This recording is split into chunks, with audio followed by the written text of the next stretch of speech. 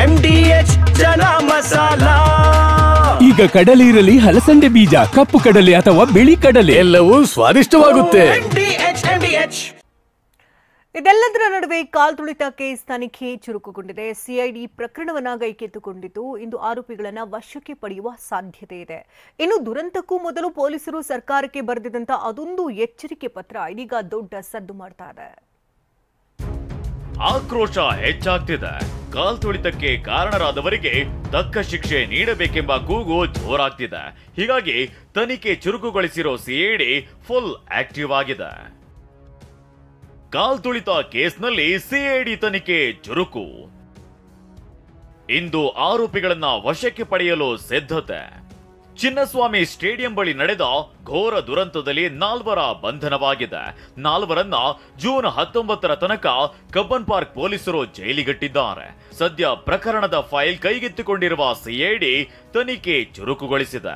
ಮೊನ್ನೆ ಚಿನ್ನಸ್ವಾಮಿ ಸ್ಟೇಡಿಯಂಗೆ ಭೇಟಿ ನೀಡಿದ್ದ ಸಿಐಡಿ ತಂಡ ದುರಂತದ ಬಗ್ಗೆ ಮಾಹಿತಿಯನ್ನ ಕಲೆ ಹಾಕಿದೆ. ಇನ್ನು ಇಂದು ನಿಖಿಲ್ ಸೋಸ್ಲೆ ಸೇರಿದಂತೆ 4 ಆರೋಪಿಗಳನ್ನ ವಶಕ್ಕೆ ಪಡೆಯಲು ಸಿದ್ಧತೆ ನಡೆಸಿದೆ. ಆರೋಪಿಗಳು ಪರಪ್ಪನ ಅಗ್ರಹಾರ ಜೈಲಿನಲ್ಲಿ ಇರೋದ್ರಿಂದ ಕೋರ್ಟ್ಗೆ ಮನವಿ ಮಾಡಿ ಬಾಡಿ ವಾರೆಂಟ್ ಮೇಲೆ ವಶಕ್ಕೆ ಪಡೆಯಲು ಮುಂದಾಗಿದ್ದಾರೆ. ಅಲ್ಲದೆ ಆರ್ಸಿಬಿ, ಡಿಎನ್ಎ, ಕೆಎಸ್ಸಿಎ ಮ್ಯಾನೇಜ್ಮೆಂಟ್ಗೂ ನೋಟಿಸ್ ನೀಡಲಿದ್ದಾರೆ. ಸಿಐಡಿ ಎಸ್ಪಿ ಶುಭನ್ವಿತಾ ನೇತೃತ್ವದಲ್ಲಿ ತನಿಖೆ ನಡೆಯಲಿದೆ. ದುರಂತಕ್ಕೆ ಮೊದಲೇ ಸರ್ಕಾರವನ್ನ ಎಚ್ಚರಿಸಿದ್ರು ಡಿಸಿಪಿ. ಕಾಲಾವಕಾಶ ಕೇಳಿ ಡಿಸಿಪಿ ಪತ್ರ, ಸರ್ಕಾರ ನಿರ್ಲಕ್ಷ್ಯ. ಜೂನ್ 3 ರಾತ್ರಿ ಆರ್ಸಿಬಿ ಕಪ್ ಎತ್ತಿ ಹಿಡಿಯುತ್ತಿದ್ದಂತೆ ಇತ್ತ ಬೆಂಗಳೂರಿನಲ್ಲಿ ಜೂನ್ 4ರಂದು ಭವ್ಯ ಸ್ವಾಗತಕ್ಕೆ ಸಿದ್ಧತೆ ನಡೆದಿತ್ತು. ಏರ್ಪೋರ್ಟ್ನಿಂದ ಚಿನ್ನಸ್ವಾಮಿ ಕ್ರೀಡಾಂಗಣದವರೆಗೂ ರೋಡ್ ಶೋ ನಡೆಸಲು ಪ್ಲಾನ್ ಮಾಡಲಾಗಿತ್ತು. ಆದ್ರೆ ಕೊನೆ ಕ್ಷಣದಲ್ಲಿ ಭದ್ರತೆ ಕಾರಣಕ್ಕೆ ಅದು ಕ್ಯಾನ್ಸಲ್ ಆಗಿತ್ತು. ಬಳಿಕ ವಿಧಾನಸೌಧ ಮೆಟ್ಟಿಲ ಮೇಲೆ ಸನ್ಮಾನ ಅಂತ ಮತ್ತೊಂದು ಕಾರ್ಯಕ್ರಮಕ್ಕೆ ಸಿದ್ಧತೆ ಆಗಿತ್ತು. ಆದ್ರೆ ಆತುರದಲ್ಲಿ ಕಾರ್ಯಕ್ರಮ ಮಾಡಲು ಸಾಧ್ಯವಿಲ್ಲ ಅಂತ ಪೊಲೀಸ್ ಇಲಾಖೆ ತಕರಾರು ತೆಗೆದಿತ್ತು.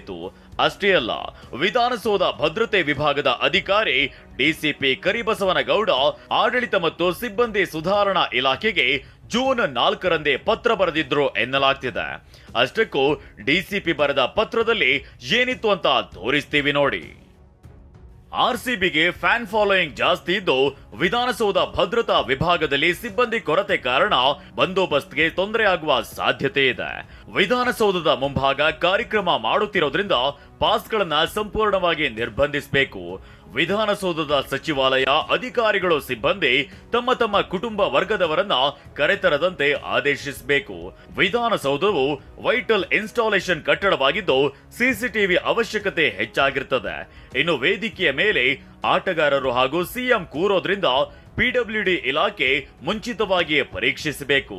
ಕನಿಷ್ಠ 2 ಗಂಟೆ ಆಯೋಜಕರಿಗೆ ಬಿಟ್ಟುಕೊಡಲು ತಿಳಿಸಬೇಕು.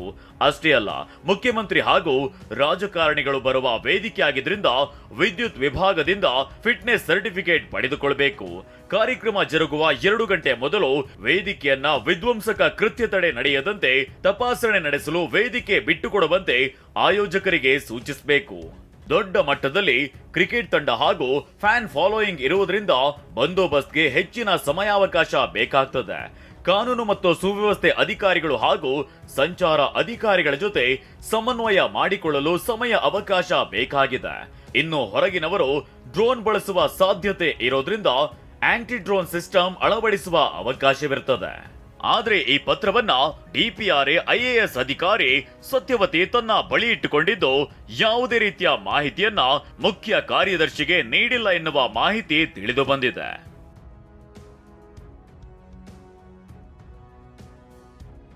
ಸದ್ಯ ದುರಂತಕ್ಕೆ ಯಾರು ಹೊಣೆ ಎಂಬ ಪ್ರಶ್ನೆ ರಾಜ್ಯ ಸರ್ಕಾರದ ಕಡೆ ಮುಖ ಮಾಡಿದೆ.